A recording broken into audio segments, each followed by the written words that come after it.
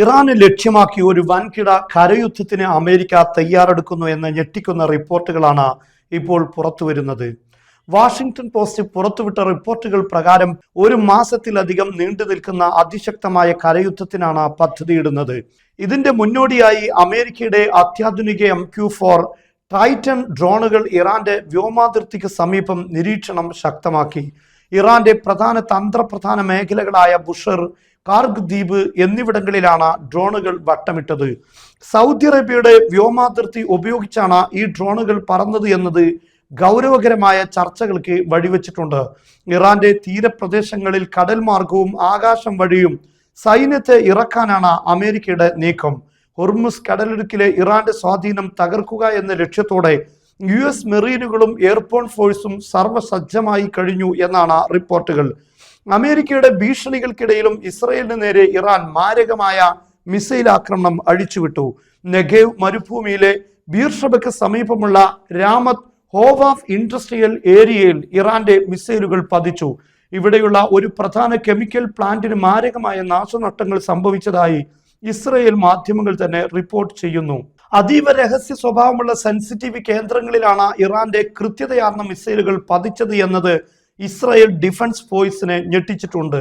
ഇതിനു പുറമെ യമനിലെ ഹൂത്തികൾ ഇസ്രായേലിന് നേരെ ബാലിസ്റ്റിക് മിസൈലുകൾ തൊടുത്തുവിട്ടു. ഇതാദ്യമായാണ് ഹൂത്തികൾ ഇത്തരത്തിൽ നേരിട്ട് യുദ്ധത്തിൽ പങ്കുചേരുന്നത്. ഇതോടെ അമേരിക്കയും ഇസ്രായേലും അതീവ ജാഗ്രത പ്രഖ്യാപിച്ചിരിക്കുകയാണ്. അമേരിക്കയുടെ ഏത് അധിനിവേശ നീക്കത്തെയും നേരിടാൻ തയ്യാറാണെന്ന് ഇറാന്റെ സൈനിക വിഭാഗമായ ഖത്തം അൽ അംബിയ വ്യക്തമാക്കി. ട്രംപ് അമേരിക്കൻ സൈനികരെ പേർഷ്യൻ കടലിലെ സ്രാവുകൾക്ക് ഭക്ഷണമായി നൽകുകയാണ് എന്നാണ് അവർ പരിഹസിച്ചത്. ഇറാന്റെ പാർലമെന്റ് സ്പീക്കർ മുഹമ്മദ് ബഖർ ഖാലിബാബ് ട്രംപിനെ വിശ്വസിക്കാൻ കൊള്ളാത്തവൻ എന്ന് വിശേഷിപ്പിച്ചു. ചർച്ചകൾക്ക് തയ്യാറാണെന്ന് പരസ്യമായി പറയുകയും രഹസ്യമായി അധിനിവേശത്തിന് പദ്ധതിയിടുകയും ചെയ്യുന്ന അമേരിക്കയുടെ ഇരട്ടത്താപ്പ് അദ്ദേഹം തുറന്നുകാട്ടി. ഞങ്ങളുടെ യുവാക്കൾ അമേരിക്കൻ സൈന്യത്തെ നേരിടാൻ കാത്തിരിക്കുകയാണ്. ഈ യുദ്ധം അധിനിവേശ ശക്തികളുടെ നാശത്തിൽ മാത്രമേ അവസാനിക്കൂ എന്നും അദ്ദേഹം കൂട്ടിച്ചേർത്തു.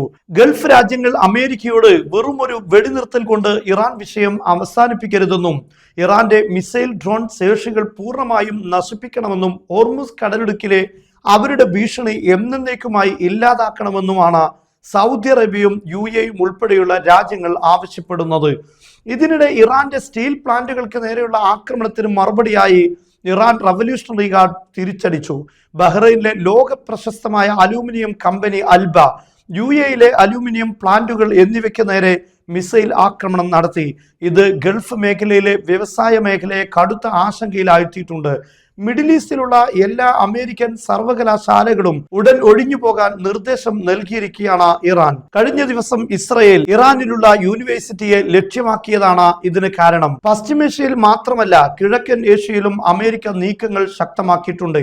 ചൈനയുടെ ഭീഷണി നേരിടാൻ ജപ്പാനിലെ മിസാവ ബേസിൽ 48 എണ്ണം F-35A സ്റ്റെൽത്ത് ഫൈറ്റർ വിമാനങ്ങൾ അമേരിക്ക വിന്യസിച്ചു. പഴയ F-16 വിമാനങ്ങൾക്ക് പകരമായാണ് ഈ അത്യാധുനിക പോർ വിമാനങ്ങൾ എത്തുന്നത്.